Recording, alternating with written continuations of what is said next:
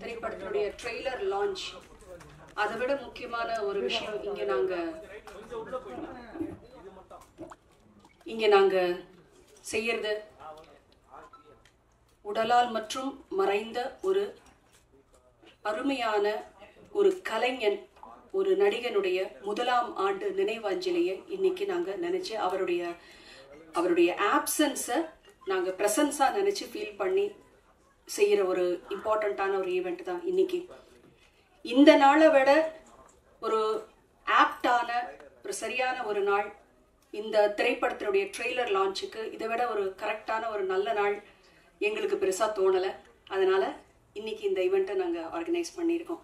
எங்களுடைய வேண்டுதலின் பேரில் வருகை தந்திருக்கும் எல்லாருக்கும், முக்கியமாக சீஃப் கெஸ்ட்னா இதை விட ஒரு ஆப்ட் சீஃப் கெஸ்ட் எங்களால் கூட்டிகிட்டு வர முடியாது. பாலாஜி சார் நடித்த ஒரு ஃபிலிமுக்கு அப்படி ஒரு கலைஞரை பெற்ற அவருடைய தாய் ராஜலட்சுமி அம்மா அவர்களுக்கு எங்களுடைய பணிவான வணக்கங்கள். வருக என்று வரவேற்கிறோம்.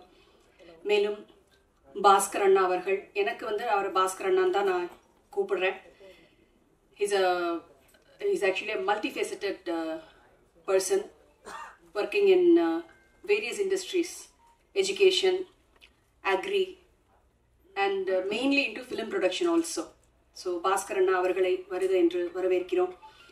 அப்புறம் முக்கியமாக மீடியா நண்பர்கள், சகோதரர்கள், பத்திரிகை நண்பர்கள், சகோதரர்கள், உங்கள் அனைவரையும் பணிவன்புடன் தாழ்மையுடன் வருக என்று வரவேற்கிறேன்.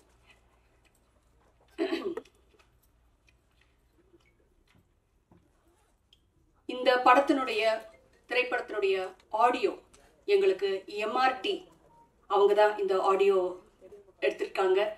எம்ஆர்டி ரெப்ரசென்ட் பண்ணி முருகன் சார் அவர்களுக்கு என்னுடைய மனமார்ந்த நன்றிகள். அவங்கள வருக என்று வரவேற்கிறேன். இந்த திரைப்படத்தை சோனி பிக்சர்ஸ் இன்டர்நேஷனல் அவங்க தான் டிஸ்ட்ரிபியூட் பண்றாங்க, ரிலீஸ் பண்றாங்க. ஸோ சோனி பிக்சர்ஸ் இன்டர்நேஷனல் சார்பா இங்கே வருகை தந்திருக்கும் சகோதரர் சிவா அவர்களையும் அன்புடன் வரவேற்கிறோம்.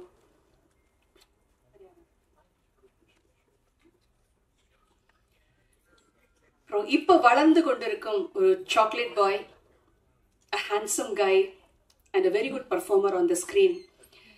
ஜியோ ஹாட்ஸ்டார்ல ஹார்ட் பீட்ஸ்ங்கிற அந்த வெப் சீரீஸுடைய மெயினான ஒரு பர்சன் மிஸ்டர் அர்ஜுன், அந்த பேர் அவருடைய கதாபாத்திரத்தினுடைய பேர். நம்ம திரைப்படத்தில் ஒரு முக்கியமான வேடம் ஏற்று நடிச்சிருக்கிறாரு திரு சாருகேஷ் அவர்களையும் அவர்களுடைய தாயார் அவர்களையும் அன்போடு வரவேற்கிறோம். இந்த படத்துல டெபியூ பண்ணியிருக்காரு, முதலாக நடித்திருக்கிறாரு ஒரு இம்பார்ட்டன்டான கதாபாத்திரத்துல ஈஸ்வர் கிருஷ்ணா அவரையும் அன்போடு வரவேற்கிறோம். மனசுல வந்துட்டோ மோனே, அவருக்கு மலையாளத்துல சொல்லணும், அப்பதான் கொஞ்சம் புரியும். அண்ட் இந்த திரைப்படத்திற்கு இன்னும் கூட ஆர்டிஸ்ட், முக்கியமா பாலாஜி சாரோட ரன்னிங் ரோல் மாதிரி பாலாஜி சாரோட எப்பவுமே ஸ்கிரீன் ஷேர் பண்ணிக்கிட்டே நடிச்சிட்டு வந்த 2 பேர் இருக்காங்க. நடிகர் பாபு அவர்கள் அண்ட் நடிகர் முத்து அவர்கள், உங்க எல்லாருக்கும் பரிச்சயம். அவங்களையும் நான் மனசார வெல்கம் பண்றேன். நன்றி முத்து, நன்றி பாபு. அண்ட் இந்த படத்துல ஒரு 3-4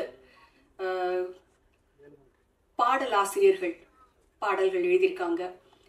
தாமரை அக்கா, மோகன்ராஜன் சார் அவர்கள், கிரிதர் வெங்கட் சார் அவர்கள். அப்புறம் அதோடு சேர்த்து ஒரே ஒரு பாட்டு, எனக்கும் பாட்டு எழுதணும்னு ஒரு ஆசை முதல் முறையா ஒரு பாடலை எழுதி அதை கம்போஸ் பண்ணியும் பாடியிருக்கேன். அதனால இன்னைக்கு மற்றவங்க யாரும் வர முடியல, எங்களுக்காக வந்திருக்கிற கிரிதர் வெங்கட் அவர்களை அன்போடு வரவேற்கிறோம். And over to Shobana. நன்றி. நம்மளுடைய டேனியல் பாலாஜி அவர்களுக்காக இதோ அந்த ஏபி. இந்த படத்துல நடிச்ச காஸ்ட் மெம்பர்ஸ்க்கு ஒரு நன்றி சொல்லிடலாம். அஃப்கோர்ஸ் லெஜெண்டரி பர்சன் கோவை சர்லாமா நடிச்சிருக்காங்க, Ilavarasu sir, Devadarshini ma'am, Sunil sir, Charukesh, கல்பனாக்கா மற்றும் வைஜி சார், இந்த மாதிரி பல பேர் நடிச்சிருக்காங்க. And of course music director, music was done by Sebastian Rosario. And இதை தாண்டி சோனி பிக்சர்ஸ் ஆஃப்டர் அமரனுக்கு அப்புறம் டிஸ்ட்ரிபியூட்டரா இந்த படத்துல தான் ஒர்க் பண்ணியிருக்காங்க. ஸோ அவங்களுக்கும் மிகப்பெரிய நன்றிகள். And Shiva sir specially is here with from Sony. So thank you sir for joining us. To welcome our guest, I call upon Kalpana Akka onto the stage, please. So கண்டிப்பாக இன்னைக்கு நம்மளோட ஸ்பெஷல் கெஸ்ட் அப்படின்னு தான் இவங்களை சொல்லணும். அண்ட் நீங்கள் எல்லாருமே யோசிச்சிருக்கலாம், Daniel Balaji அப்படின்னு நம்ம சொல்லும் பொழுது கண்டிப்பாக நம்ம நிறைய பேரை கூப்பிட்டுருக்க வேண்டியது இருக்கும். பிகாஸ் அவர் அவ்வளோ படங்களில் மிகப்பெரிய டைரக்டர்ஸ் கூட தான் ஒர்க் பண்ணியிருக்காரு. அப்படி இருந்தும் நாங்கள் இன்னைக்கு இவங்களை சீஃப் கெஸ்டா கூப்பிட்டதுக்கான காரணம், அவர் பல இன்டர்வியூஸ்ல பல மேடைகள்ல அவர் சொல்ற மிகப்பெரிய வார்த்தை அம்மா அம்மா அம்மா. ஸோ அந்த அம்மாக்கு நம்ம செய்யற மரியாதை தாண்டி இன்னைக்கு டேனியல் பாலாஜி அவர்களுக்கு நம்ம வந்து கொடுக்கக்கூடிய மிகப்பெரிய மரியாதை வந்து இன்னைக்கு அம்மாவை நம்ம ஸ்பெஷல் கெஸ்டா கூப்பிட்டதுதான். ஸோ தேங்க்யூமா, தேங்க்யூ சோ மச். நீங்க ஜாயின் பண்ணதுக்கு ரொம்ப ரொம்ப நன்றி.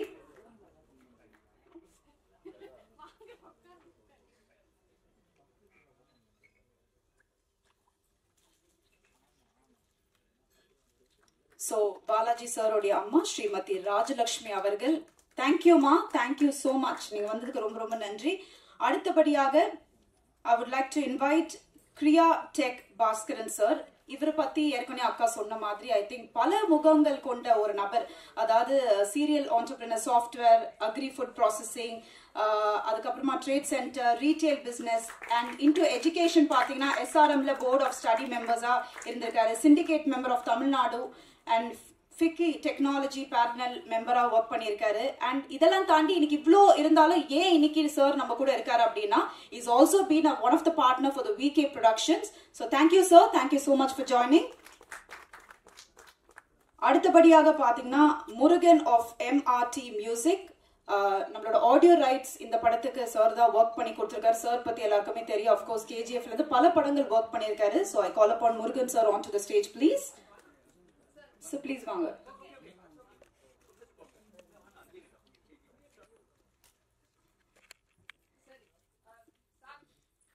ஐ திங்க் ரொம்ப அர்ஜுன்ற கேரக்டருக்கு வந்து ரொம்ப அழகாக அதுக்கு உயிர் கொடுத்து நடிச்சிருப்பாரு. இந்த படத்திலையும் வந்து ஒரு மிகப்பெரிய ரோல் பண்ணியிருக்காரு. So I call upon Charukesh on to the stage please.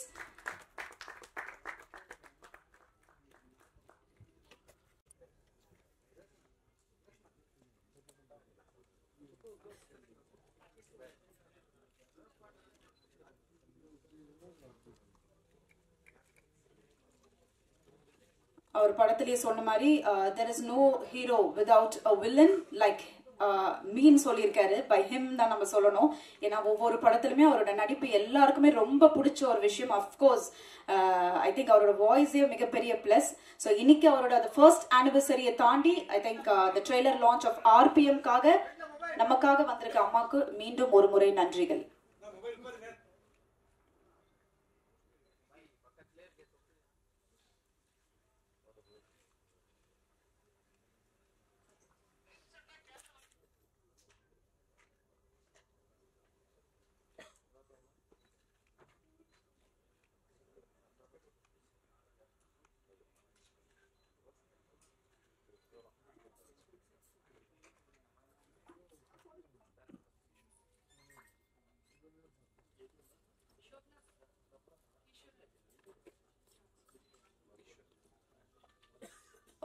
Thank you. Ishwar is also joined. Thank you so much.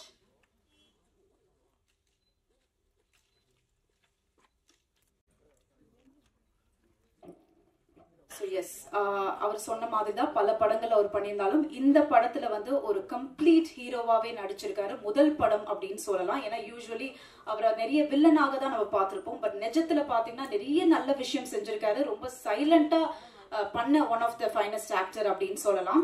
So இதை தொடர்ந்து I would like to call upon Kalpana அக்கா to share few words please and அவர் experience also working with Daniel Balaji sir.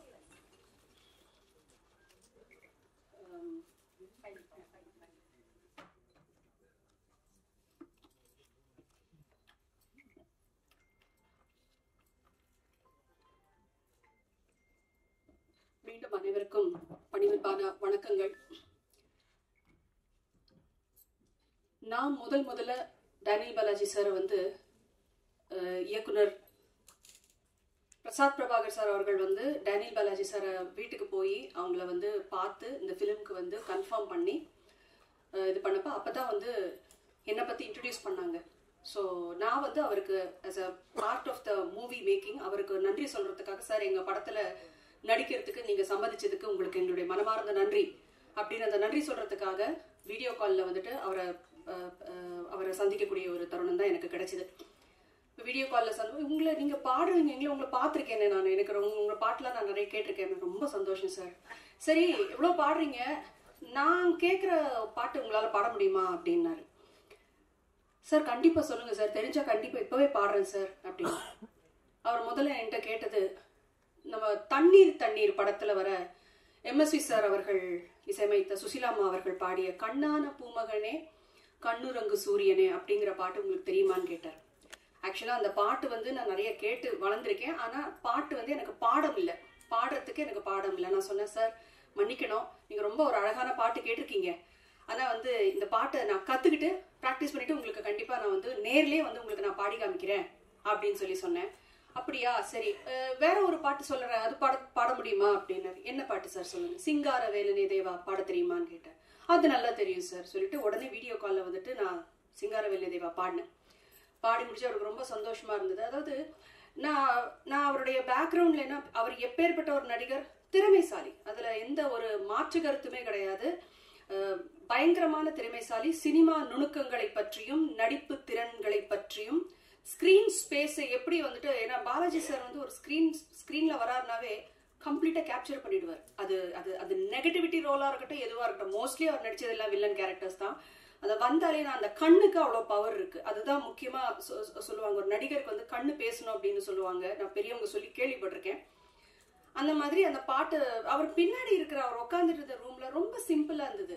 நான் வந்து பிரசாத் சார்ட்ட கேட்டேன், என்னங்க இவர் இவ்வளோ பெரிய நடிகர், என்ன ரொம்ப சாதாரணமா ஒரு கைத்துக்கட்டில் சிம்பிளா அவர் பாட்டுக்கு சிம்பிளா இருக்காரு, நம்ம அவர் இருக்கிற இடமும் அப்படிதான் இருக்கு, அவர் வாழ்ந்துட்டு இருக்கிற வாழ்க்கையும் அப்படிதான் இருக்கு. ஏன்னா யதார்த்தமான ஒரு வாழ்க்கை. ஏன்னா ஸ்கிரீன்ல எல்லாரும் பெரிய ஸ்டார் வாட்ஸா இருக்கலாம், திறமைசாலிகளா இருக்கலாம், ஆனா நிஜ வாழ்க்கையில எல்லாருமே வந்துட்டு அவங்கவுங்க அம்மா அப்பாவுக்கு பிள்ளை, கணவருக்கு மனைவி, மனைவிக்கு கணவன், பிள்ளைங்களுக்கு தாய் தகப்பன், இவ்வளவுதான் ஒரு குடும்பம், ஒரு ஹியூமன் பீயினோட லைஃபே ரிவால்வ் ஆகுறது இவ்வளவுக்குள்ளதான்.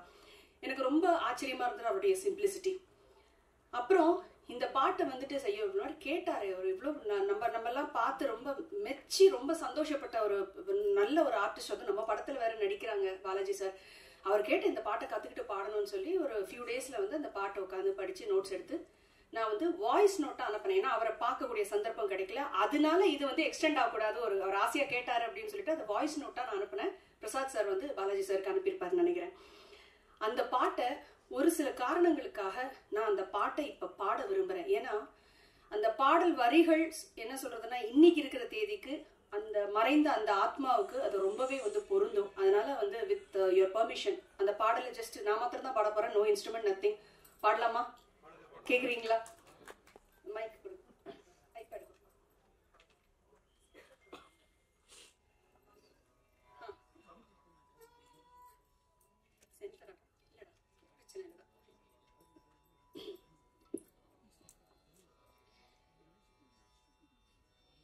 இந்த பாட்டை இப்படி ஒரு தருணத்துல உங்க முன்னாடி நான் பாடுறதுக்கு இப்படி ஒரு வாய்ப்பு வரும்னு நான் எதிர்பார்க்கிறேன். இது சந்தோஷப்படுறதா இல்ல வருத்தப்படுறதான்னு எனக்கு தெரியல. இல்லடா இது நான் பாடுறதுக்கு இது போதும்.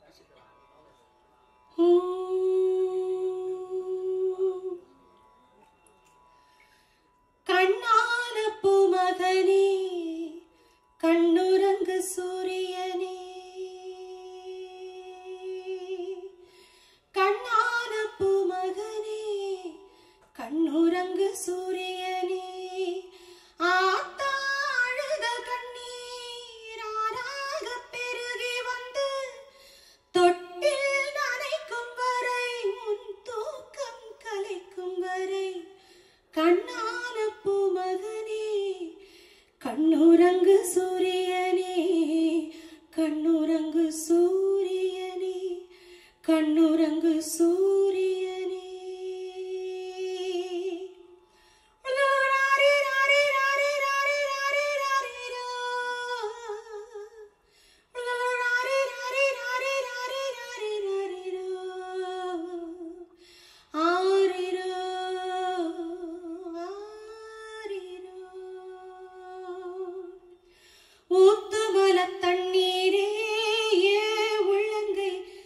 சக்கரையே ஊத்துமல தண்ணீரே ஏன் உள்ளங்கை சக்கரையே நீ நான் பெத்த தங்கரதம் இடுப்பில் உள்ள நந்தவனம் நீ நான் பெத்த தங்கரதம் இடுப்பில் உள்ள நந்தவனம் காயப்பட்ட மாமனின்று கண்ணுறக்கம் கொள்ளவில்லை சோகப்பட்ட மக்களுக்கு சோறு தண்ணி செல்லவில்லை ஏகப்பட்ட மேகம் உண்டு மழை பொழிய உள்ளமில்ல கண்ணான பூமகனே கண்ணுறங்கு சூரியனே கண்ணுறங்கு சூரியனே கண்ணுறங்கு சூரியனே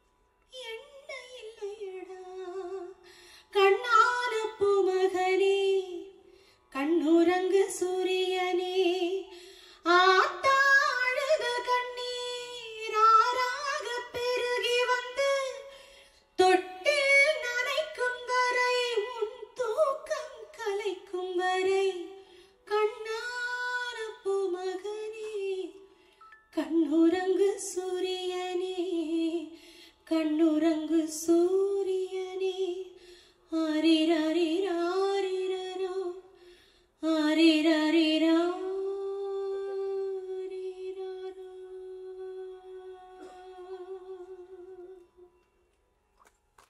பிறந்த ஒரு பொண்ணு. எனக்கு எம்எஸ்வி சாருடைய பாடல்களோ இளையராஜா சார் அவர்களுடைய பாடல்களோ ஜி ராமநாதன் அவர்கள் இருந்து இன்னைக்கு AR Rahman sir Anirudh sir எல்லாருமே வந்து இதெல்லாம் வந்து it is a part of culture. நம்ம அந்த மண்ணுடைய மனம்னு சொல்லுவாங்கல்ல, அது மாதிரி வளர்ந்த ஒரு பொண்ணு தான் நான். எனக்கு பல பாடல்கள் எனக்கு மெமரிஸ். சில பாடல்கள் முக்கியமா வந்து எஸ்பிபி சார் மறைவுக்கு அப்புறம் எனக்கு வந்து பல பாடல்கள் கேட்கறதுக்கே ஒரு மாதிரி பயமா இருந்தது. எந்த பாடல்லாம் வந்து தூங்கும் போதும் நடக்கும் போதும் உட்காரும் போதும் வண்டி ஓட்டும் போதும் பிள்ளைகளோட விளையாடும் போதும் குடும்பத்தில் இருக்கும் போது கேட்டு கேட்டு நான் வளர்ந்த பாடல்கள். ஒரு சில பேருடைய மறைவுக்கு அப்புறம் வந்து அந்த பாடல்களை கேட்க முடியாம போயிடும். ஏன்னா சிங்கர்ஸ் பொறுத்த வரைக்கும் இதெல்லாம் நாஸ்டாலஜிக் மூமெண்ட்ஸ். அதுல அழகான மெமரிஸ் இருக்கு, ரொம்ப துக்கமான மெமரிஸ் இருக்கு. இந்த ஒரு மெமரிய, இந்த பாடலை நான் எப்படி அழகான ஒரு பாடல்ல சேர்க்கிறதா இல்ல துக்கமான மெமரியில சேர்க்கிறதான்னு எனக்கு தெரியல. எனிவேஸ், எனக்கு வந்து இவருடைய மறைவு, any artist for that, any ஒரு நல்ல ஒரு கலைஞர், மக்களுடைய மனதில இடம்பெற்ற கலைஞர்கள், அவங்க வில்லனா நடிக்கிறாங்க ஹீரோங்க நடிக்கிறாங்கிறது முக்கியம் இல்ல. நடிப்பு துறையில எப்படி அவங்களுடைய நடிப்பை நடிச்சிருக்காங்க, அவங்களுடைய தொழிலை எப்படி நல்லா பண்ணியிருக்காங்க. அது பாடகரா இருக்கட்டும், நடிகரா இருக்கட்டும், இயக்குனரா இருக்கட்டும், பாடல் ஆசிரியரா இருக்கட்டும், யாராக இருக்கட்டும், அந்த மாதிரி மக்கள் மனசில் இடம் பெற்று இருக்கக்கூடிய ஒரு நடிகர் தான் டேனியல் பாலாஜி சார். எனக்கு ஆக்சுவலா அவர்கிட்ட வந்துட்டு அந்த வீடியோ கால்ல நான் பேசினப்ப கூட அவர் ரொம்ப ஜாஸ்தி சிரிக்கல. அவர் ரொம்ப கம்மி தான் எனக்கு சிரிச்சது. இன்ஃபேக்ட் அவருடைய போட்டோ வந்துட்டு கேட்டது கூட அவர் சிரிச்சு இவ்வளோ அருமையா முழுசா நல்லா சிரிச்ச ஒரு போட்டோ, அந்த போட்டோ தான் எங்களுக்கு வேணும்னு சொல்லி அவங்க குடும்பத்தினர்கிட்ட இருந்து கேட்டு நாங்க வாங்கினோம். ரொம்ப ஒரு காமான ஒரு பர்சன். ஷோபனா ஆல்ரெடி சொன்ன மாதிரி, ஆனா பார்த்தா டெரரா. ஷூட்டிங் ஸ்பாட்ல கூட வந்து எனக்கு அவர்கிட்ட பேசலாமா வேண்டாமா, சார் காஃபி சாப்பிட்றீங்களா, சார் டீ ஏதாவது சாப்பிட்றீங்களா, சாப்பாடு எப்படி இருந்தது, ஏதாவது குறைகள் இருக்கா, ஏதாவது தேவையா எல்லாம் கேட்கறதுனா கூட எனக்கு ஒரு பயம். ஆனாலும் பேசுவேன், தைரியமா போய் பேசுவேன். வேண்டாம் மேடம், தேங்க்யூ, இப்படிதான் சொல்லுவார். இது இந்த ஷெல்லுக்கு உள்ள வந்துட்டு வேற ஒரு பாலாஜி சார் ஒருத்தர் இருக்கார். இங்க ஷெல்லுக்கு வெளியில இருக்கிறது டேனியல் பாலாஜி அவர்கள், அந்த ஷெல்லுக்கு உள்ள இருக்கிறது பாலாஜி சார் அவர்கள். ரொம்ப ஒரு கான்ட்ராஸ்டிங் பர்சனாலிட்டின்னு தான் நான் சொல்வேன். படத்துல ஒரு நடிகரை பார்க்கறதுக்கும் நிஜ வாழ்க்கையில அவங்களுடைய யதார்த்த வாழ்க்கையில அவங்கள பார்க்கறதுக்கும் நிறைய வித்தியாசங்கள். அவர் இவ்வளவு தூரம் ஆன்மீகத்துல சிறந்து இருப்பாருன்னு சொல்லிட்டு ஒரு தேடுதல் இருக்கும் அவருக்குன்னு நாங்க எதிர்பார்க்கவே இல்லை. அது மாத்திரம் இல்லாம இந்த படம் ஷூட்டிங் நடந்துட்டு இருக்கும் போது அதிகமா வந்து ஈஸ்வர் கிருஷ்ணாவுடையும் சாருகேஷ் அவர்களுடையும் அவர் அதிகமா பேசியிருக்காரு. அது மாத்திரம் இல்லாம அவர் கூட ரன்னிங் கேரக்டரா வந்துட்டு இருந்த பாபு அவர்களோடும் முத்து அவர்களோடும் அதிகமா அவர் வந்துட்டு பேசியிருக்கிறாரு. அப்பவே வந்து ஈஸ்வர் கிருஷ்ணா கிட்டக்க அவர் சொல்லியிருக்கிறாரு, இதுதான் என்னுடைய கடைசி படமா இருக்கும், இதுக்கப்புறம் நான் பரிபூர்ணமா ஆன்மீக வழியில தான் போறதா இருக்கேன். இதுல என்னன்னா மனுஷன் எவ்வளவு சம்பாதிச்ச காசும் வந்து ஒரு ஒரு அருமையான ஒரு கோயில வந்துட்டு கட்டுறதுக்காக யூஸ் பண்ணியிருக்காரு. அவர் வந்து பயங்கரமான ட்ரெஸ் போட்டுலாம் நாங்க வந்து பெருசா ஆடம்பரமா ட்ரெஸ் பண்ணி நான் பார்த்தது கிடையாது. அட்லீஸ்ட் இந்த ஆர்பிஎம்மோட ஜேர்னில அட்லீஸ்ட் நான் சொல்லணும்னா சாதாரணமா ஒரு வேஷ்டி வீட்டுல இருக்கும், சாதாரண ஒரு வேஷ்டி கட்டிட்டு தான் ஒரு பனியன் போட்டுட்டு தான் அவர் இருந்திருக்காரு. That's contrast thing. அண்ட் முக்கியமா இந்த டைரக்டர் பிரசாத் பிரபாகர் சார் அவர்களோட பாலாஜி சாருக்கு நாங்க செட்டிலேயே சொல்லிப்போம். பிரசாத் சாரெல்லாம் நாங்க கிண்டல் பண்ண ஆரம்பிச்சிட்டோம்.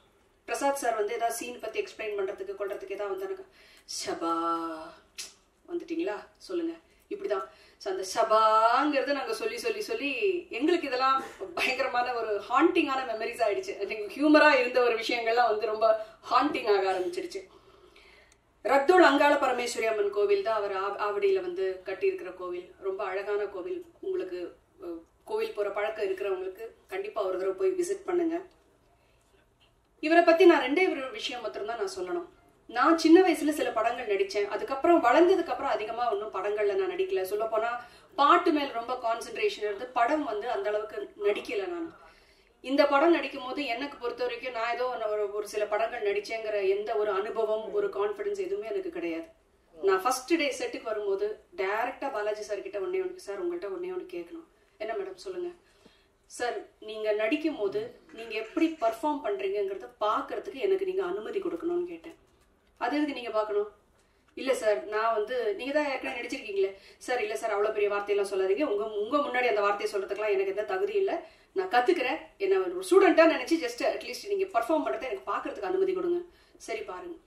ஸோ பல ஷார்ட்ஸ் வந்து அவர் எப்படி ஒர்க் பண்ணாரு, எப்படி, ஏன்னா ஸ்கிரீன்ல ஒரு நடிகருடைய பிரசன்ஸ் அந்த பர்ஃபார்மன்ஸை பாக்குறது ஒரு விஷயம் சாதாரணமா இருப்பாரு. ஆனா அந்த ஆக்ஷன் சொன்னதுக்கு அப்புறம் அவருடைய கண்ணு, அவருடைய பாடி லாங்குவேஜ் அந்த கேரக்டருக்குள்ள அப்படியே வந்துருவாரு.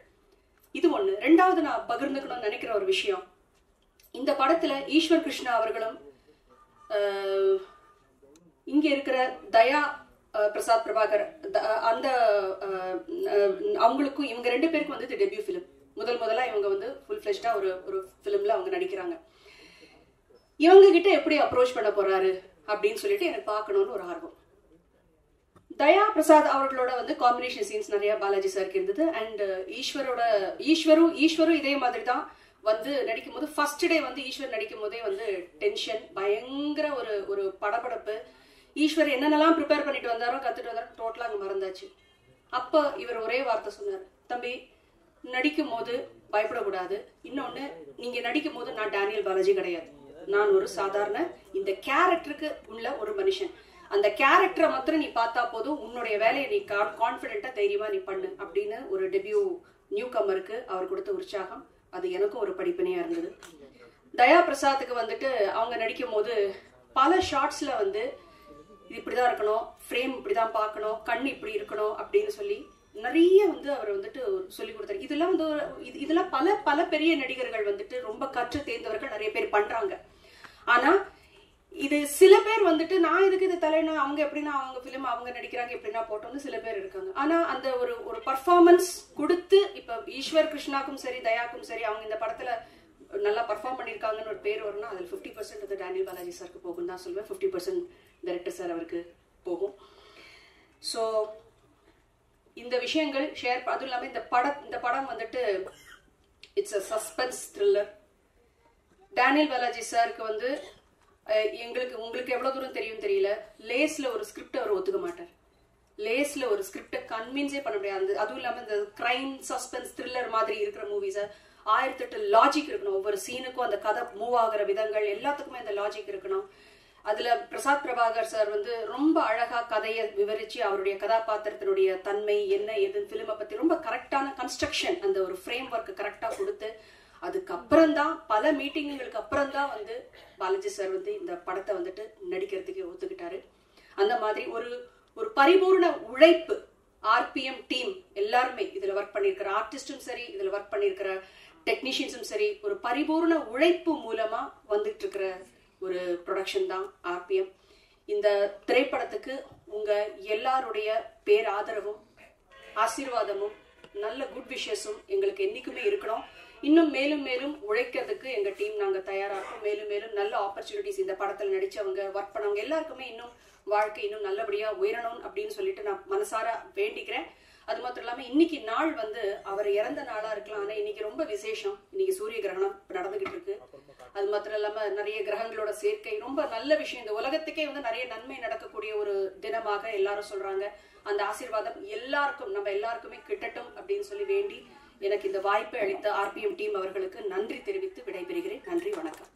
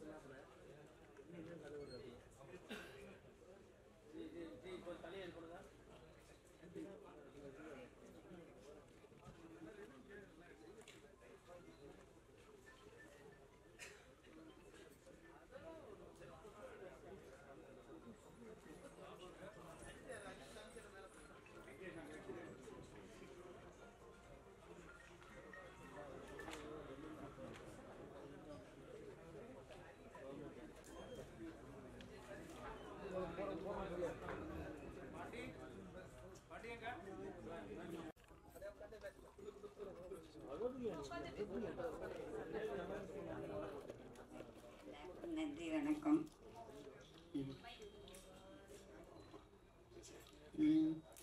அனைவருக்கும் நன்றி, வணக்கம். பாலாஜி பற்றி சொல்லணுன்னா, பாலாஜி சின்ன குழந்தையிலேருந்தே ரொம்ப பக்தி. 3 வயசு குழந்தையிலேருந்தே அவனுக்கு பக்தி. எது கொடுத்தாலும் வந்து சாமிக்கு தான் வாங்குவான். பழம், பூ. இந்த ஸ்கூலுக்கு போயிட்டு வரும்போது அதையே தான் வாங்கிட்டு வருவான். வரும்போது பை வாக்கிங்கில் வந்துடுவான், பஸ்ஸில் வரமாட்டான். ஏதுறான்னா நான் வாங்கி வந்தேன் அப்படின்னு சொல்லுவான். அப்படிதான் எல்லாமே அவனுக்கு பழக்கம். காலேஜ் போன பிறகும் அதே ஹேபிட் அவனுக்கு விடாத இருந்தது. இப்பவும் அதே தான். நடித்த பிறகும் அவனுக்கு அவனுடைய இதெல்லாம் வந்து கோயிலுக்காக தான் செலவு பண்ணி ரொம்ப அழகாக கட்டியிருக்கான். நீங்கள் எல்லாரும் வரணும். அவன் நடித்த படம் நீங்கள் எல்லாரும் பார்த்து அவனை ஆசீர்வதிக்கணும். கண்டிப்பாக பாருங்க. என்ன சொல்றது,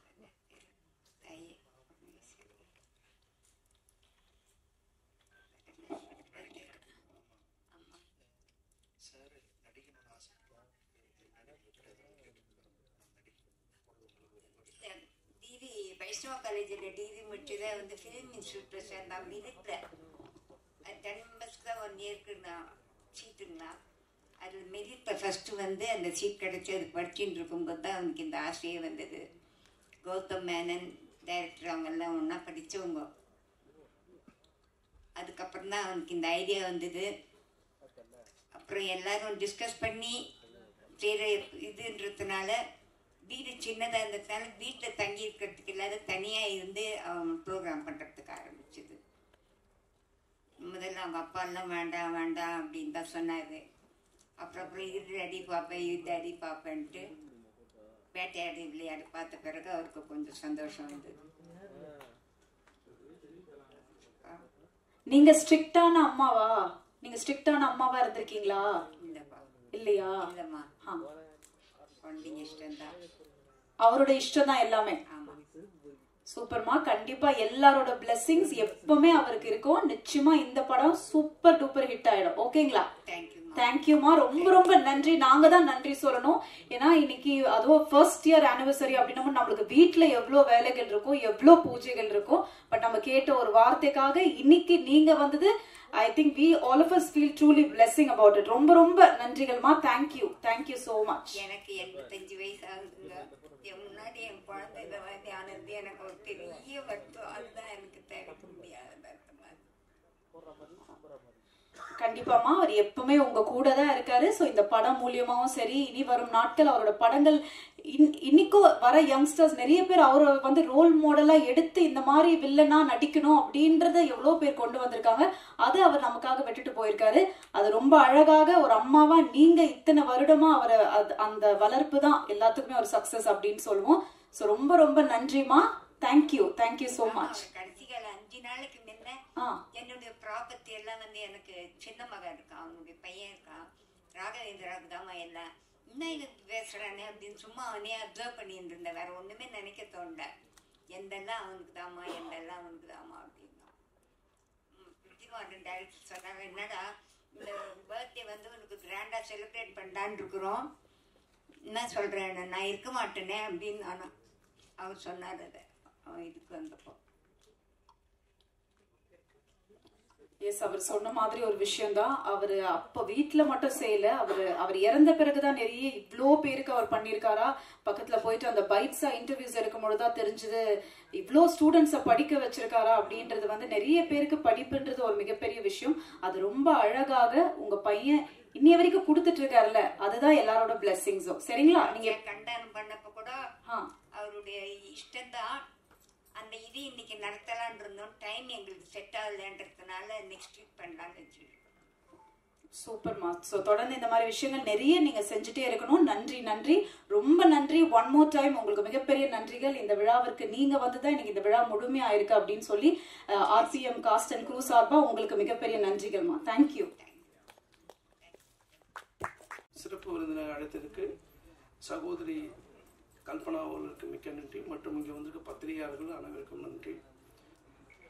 திரைப்படத்துறையில் வந்து என்னுடைய பயணம் வந்து சமீப காலமாக தான் ஆரம்பிச்சது. நான் பேசிக்கலி சாஃப்ட்வேர் இன்ஜினியர். ஒரு 30 வருஷமாக ஒரு 5 கண்ட்ரியில் ஒர்க் பண்ணிட்டேன். அப்புறம் then serial entrepreneur, agriculture, food product, and then infrastructure, and then அரசாங்கத்துடைய பயணம். அப்படி பல பயணத்தில் வரும்போது நிறைய நாடுகளுக்கு போகும்போது எல்லாரும் குழந்தைங்கள இருக்கும்போது நிறைய சினிமா பார்த்தது. காலேஜில் படிக்கும்போது சொல்லவே தேவையில்லை. நீங்கள் திருச்சியில் படிக்கும்போது பார்த்தோன்னா வாரம் 2 சினிமா பார்ப்போம். அதுக்கப்புறம் வேலை நிமித்தமாக வெளிநாடுக்கு போகும்போது அந்த தொடர்பு வந்து ஆல்மோஸ்ட் கட் ஆகிடுது.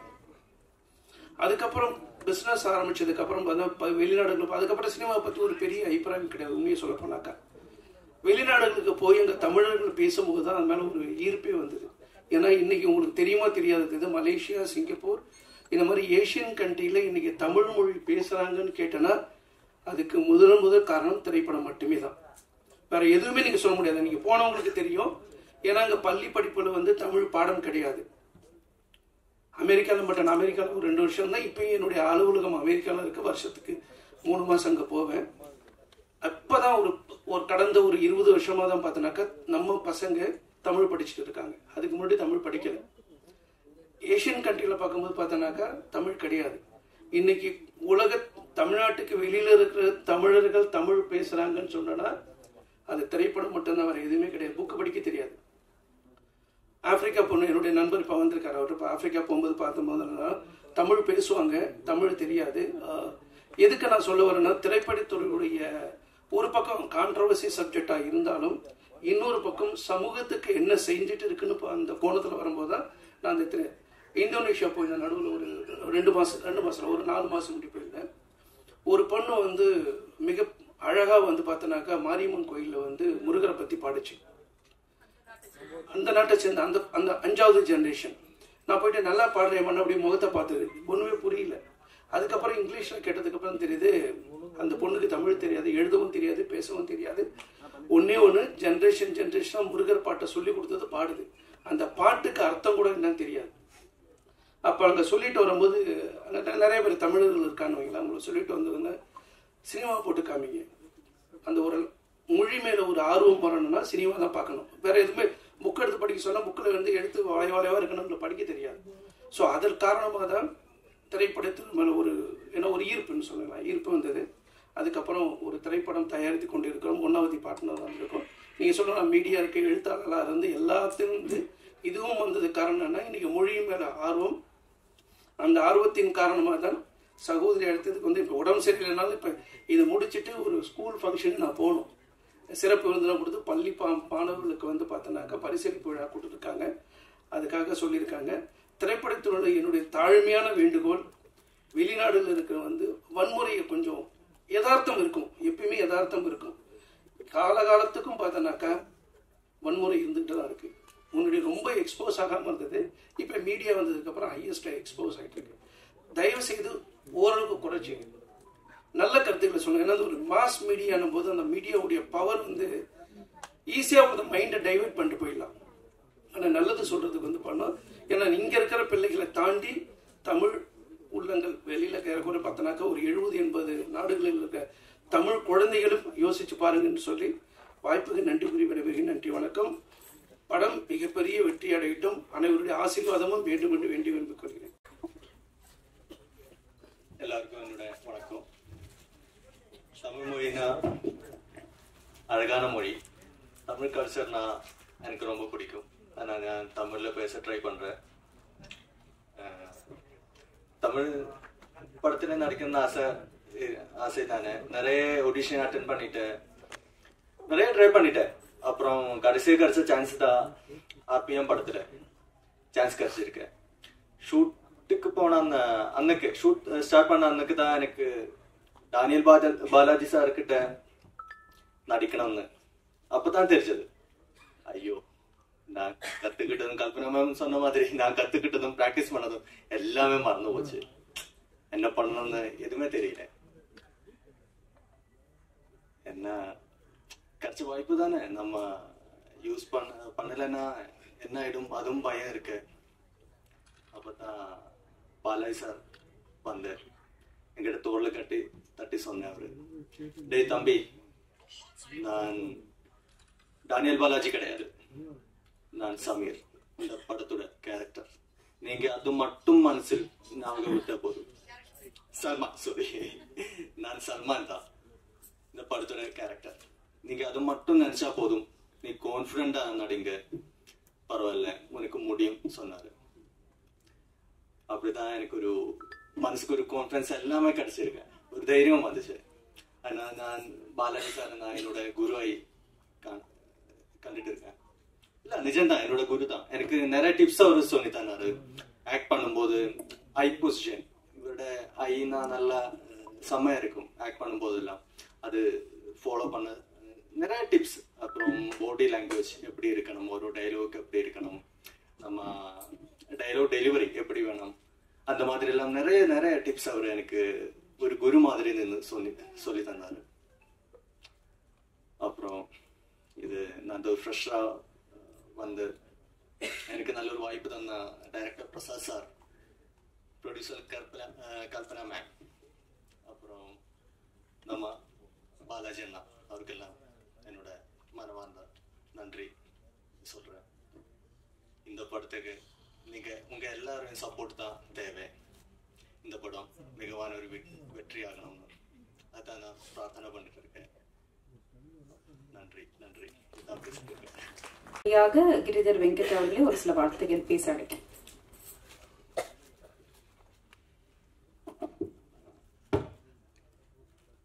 எல்லாருக்கும் வணக்கம். தமிழுக்கும் பெரிய வணக்கம். இது என்னோட முதல் சினிமா மேடை. ரொம்ப முக்கியமான நாளாக நான் இதை பார்க்குறேன். இந்த மேடையும் இந்த நாளும் எத்தனை வருஷத்துக்கு அப்புறம் திரும்பி பார்த்தாலும் என்னோட கோர் மெமரியில் கண்டிப்பாக இருக்கும். நான் இந்த படத்தில் ஓப்பனிங் சாங் எழுதியிருக்கேன். அதுக்கு வாய்ப்பு தந்த பிரசாத் சாருக்கும் கல்பனா மேம்க்கும் ஒரு பெரிய பெரிய பெரிய பெரிய நன்றி. சார் வந்து இந்த வாய்ப்பு எனக்கு கொடுத்ததுக்கு அப்புறமா இருக்கிற ப்ராசஸ் எல்லாத்தையுமே எனக்கு மெமரபுளாக ஆக்கிக்கிட்டே இருக்கணுன்றதுல ரொம்ப பர்டிகுலராக இருந்துகிட்டே இருந்தார். ஒரு இதையுமே இது என்னோட முதல் வாய்ப்புன்றதுனால இது எனக்கு மைல் ஸ்டோனாக மாற்றிட்டே இருக்கணுன்றதுல வந்து சார் பர்டிகுலராக இருந்துகிட்டே இருந்தார். சார் நிறைய சர்ப்ரைசஸ் கொடுத்தாரு. இந்த ப்ராசஸ் எனக்கு எப்பயுமே மைண்டில் வச்சுக்கிட்டே இருக்கிறதுக்கு திரும்ப திரும்ப அதை ரெஃப்ரெஷ் பண்ணிக்கிட்டே இருந்தார். அதுக்கும் ஒரு பெரிய நன்றி சார். உங்கள் எல்லாருக்கும் நன்றி. இந்த படம் கண்டிப்பாக பெரிய வெற்றி அடையணும் அப்படின்றது எல்லாரோட ஆசையாகவும் இருக்குது. உங்கள் எல்லாரோட சப்போர்ட்டில் அது நடக்கும்.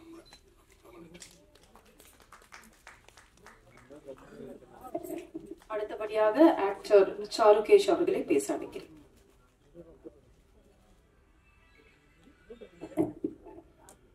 எல்லாருக்கும் வணக்கம். ஃபர்ஸ்டே சொல்லிக்கிறேன், எனக்கு இந்த மாதிரி ஸ்டேஜ் ரொம்ப புதுசு. ஃபர்ஸ்ட் ஆஃப் ஆல் இந்த வாய்ப்பு கொடுக்க பிரசாத் பிரபாகர் சாருக்கு நன்றி. இந்த ஹார்ட் பீட்டுக்கு முன்னாடி நடித்த படம் இது. ஸோ நான் ஃபர்ஸ்ட் டே அங்கே ஷூட்டுக்கு போன எக்ஸ்பீரியன்ஸ் நான் ஷேர் பண்ணிக்கிறேன். ஒவ்வொரு ஃபர்ஸ்ட் ஷாட் எனக்கு அங்கே போனதுக்கப்புறம் தெரிஞ்சு மோஸ்ட் ஆஃப் சீன்ஸ் எனக்கு டேனியல் பாலாஜி சார் கூட தான் எனக்கு இருக்குன்னு.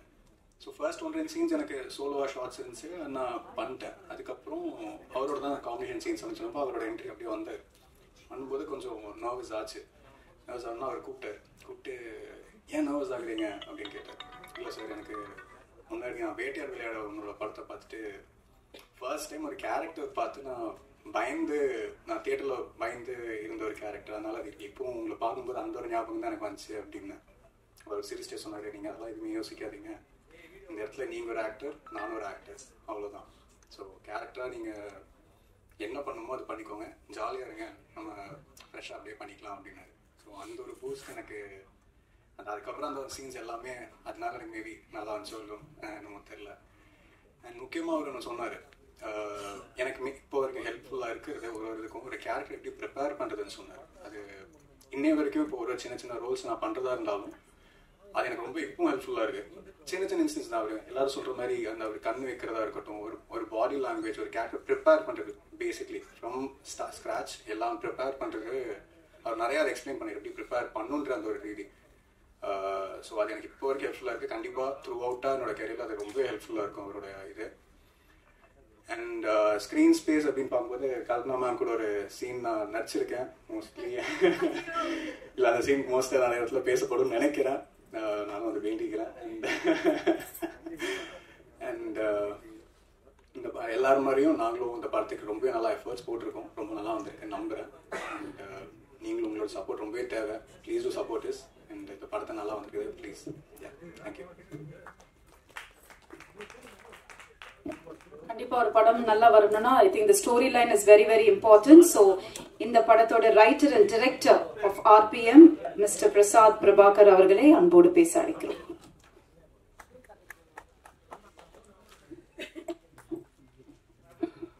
அனைவருக்கும் வணக்கம். படத்தை பத்தி பேசுறதுன்னா இது வந்து பேசுற மொழி, இது காட்சியோடது. ஆக்சுவலி நான் என்னால் என்னென்ன முடியுமோ அதோட மேக்சிமம் நான் பண்ணியிருக்கேன். அதுக்கு உங்களோட அனைவரோடையும் சப்போர்ட் வேணும்.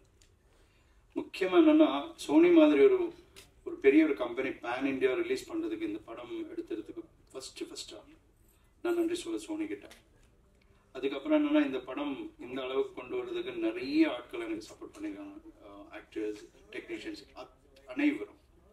அப்புறம் சக்ஸஸ் பண்ணதுக்கு அப்புறம் இது முடிஞ்சதுக்கு அப்புறம் இனிமே என்ன வேணும்னா நான் என்ன பண்ணாலும் நீங்க சொன்னா மட்டும்தான் மக்கள் கேட்பாங்க. நான் கையெடுத்து கும்பிடுறதுக்கு என்ன காரணம்னா நீங்க சப்போர்ட் பண்ணுங்க. ஏன்னா டேனியல் பாலாஜி சார் வந்து கிட்டத்தட்ட ஒரு 1.5 வருஷத்துக்கு மேலே ஆச்சு அவரோட படம் வந்துட்டு. அது ரொம்ப அழகா நடிச்சிருக்காங்க. டேனியல் பாலாஜி சார் நடிக்கும் போது சாதாரணமா வந்து ஓவர் எக்ஸ்போஸ்டா நடிப்பாங்க. ஆனா இதுல வந்து அவரை சட்டிலா அண்டரா நடிக்க வச்சிருக்கேன். நான் ஒரு விஷயத்த இப்படி பாக்குறதுக்கு பதிலா சார் நீ வந்து ரொம்ப ரொம்ப சட்டிலா நடிட்டீங்க, உங்களோட ஓவர எக்ஸ்பிரஷன்ஸ் தான் ஜாஸ்தியா நாங்க பார்த்துருக்கோம். ஆனா நீங்க வந்து உங்களுக்கு சில டைம்ல உங்களுக்கு பயங்கரமா கோவம் வரும், ஆனா சிரிக்காதீங்க. உங்க மைண்ட்ல தான் அந்த கோவம் எல்லாம் பார்க்கணும், ஆனா எங்களுக்கு அது புரியணும். அதனாலதான் சொல்லுங்க சார் அப்படிதான் சொல்லுவாங்க. ஏன்னா அவருக்குள்ள ஒரு டைரக்டர் இருக்கு, அவருக்குள்ள ஒரு ரைட்டர் இருக்கு, அவருக்குள்ள ஒரு ப்ரொடக்ஷன் கண்ட்ரோலர் இருக்கு, அவருக்குள்ள ஒரு ப்ரொடியூசர் இருக்கு, எல்லாமே இருக்கு. அவர்களெல்லாம் ஈஸியா ஏமாத்தவே முடியாது. எல்லாமே கேட்பாங்க நான் எதுக்கு சிரிக்கணும், எதுக்கு இப்ப வந்து 2 சீன் அடிக்கணும். என்னோட அசோசியேட்ஸ் எல்லாம் வந்துட்டு அவர்கிட்ட பேசுறதுக்கு கொஞ்சம் பயப்படுவாங்க. வேற ஒன்றும் இல்லை, ஒரு சீனை சொன்னா பிஃபோர் என்ன நடக்கணும்னு கேட்பாங்க. ஜஸ்ட் இப்ப நம்ம சீன்ல இருக்கிறது என்னன்னா டேனியல் பாலாஜி சார் கார்ல இருந்து வெளியில் வராங்கன்னு வச்சுக்கோங்க. அவர் என்ன ஃபர்ஸ்ட் ஸ்கிரிப்ட் கொடுக்குற அந்த பையன் கிட்ட கேட்பாங்க, சரி இறங்குறாங்க, அதெல்லாம் எனக்கு புரியுது, நான் இப்ப எங்க இருந்து வரேன் சார், அது ஸ்கிரிப்ட்ல இல்லை சார். தம்பி நான் இப்போ ஹாஸ்பிட்டல் இருந்து வரீங்களா இல்ல நான் சினிமா பார்த்துட்டு வரீங்களா, அந்த இமோஷன்ஸ் வந்து எனக்கு கேரியர் பண்ணணும்னா நீ எனக்கு பிஃபோர் சொல்லியே ஆகணும். அந்த அளவுக்கு ஸ்கிரிப்டை பத்தி சினிமாவை பத்தி ரொம்ப நல்லா புரிஞ்சுக்கிற ஒரு பர்சன் கிட்ட ஒர்க் பண்றது எனக்கு பெருமையா இருக்கு. அவர் கூட ஒர்க் பண்ற ஒவ்வொரு நிமிஷமும் ஒவ்வொரு நொடிகளும் என்னோட மெமரியில ஆயுட்காலம் எப்பவுமே நிற்கும். நீங்க பிரஸ் மீடியாஸ் எல்லாமே வந்து எங்களுக்கு சப்போர்ட் பண்ணோம். ஆர்பிஎம் படம் பெரிய ஒரு வெற்றியா வர்றதுக்கு உங்களோட சப்போர்ட் தேவை. இதுக்கப்புறம் இப்போ சில பேர் சொல்லுவாங்க, சில பேரோட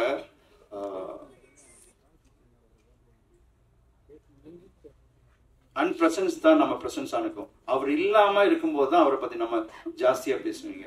அந்த மாதிரி ஒரு பர்சன்னா பாலாஜி சார். நீங்க வந்து அம்மா கிட்ட எனக்கு என்ன சொல்ல வந்தீங்கன்னா, அவரு எங்கிட்ட சொன்ன ஒரு விஷயம் என்ன, சார் சீக்கிரம் முடிங்க சார். என்ன சார் சீக்கிரம் முடிக்க என்ன காரணம், இதுதான் சார் என்னோட கடைசி படம். என்ன சார் நீங்க அப்படி சொல்றீங்க, அப்படி கேட்கும்போது என்ன சொன்னா, சார் நான் ஃபுல்லா ஸ்பிரிச்சுவலா இருக்க போறீங்க சார் அப்படின்னு சொன்னது. எப்படி இருந்தாலும் அவரோட சார் இங்கதான் இருப்பாங்கன்னு எனக்கு நம்பிக்கை இருக்கு. சார் படம் நல்லா வந்திருக்கு sir, thank you so much sir. நீங்க வாழ்த்துன மாதிரியே இந்த படம் நல்லா வருவேன்னு படம் கம்ப்ளீட் ஆகிறதுக்கு முன்னாடியே சொன்ன ஒரு பர்சன் நீங்க தான்.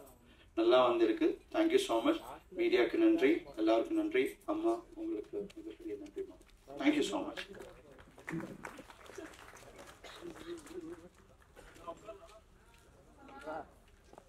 முங்கி போச்சுன்னா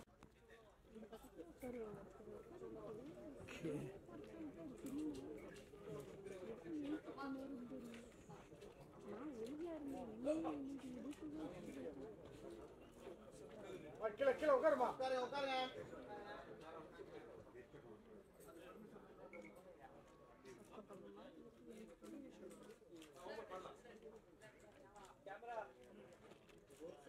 So yes, there is no hero without a villain. So இது நாங்க சொன்ன மாதிரி press and media friends இந்த படத்தை கரெக்டான இடத்துல போய் நீங்க சேர்க்கணும். So இதோ உங்களுக்காக the banner of RPM.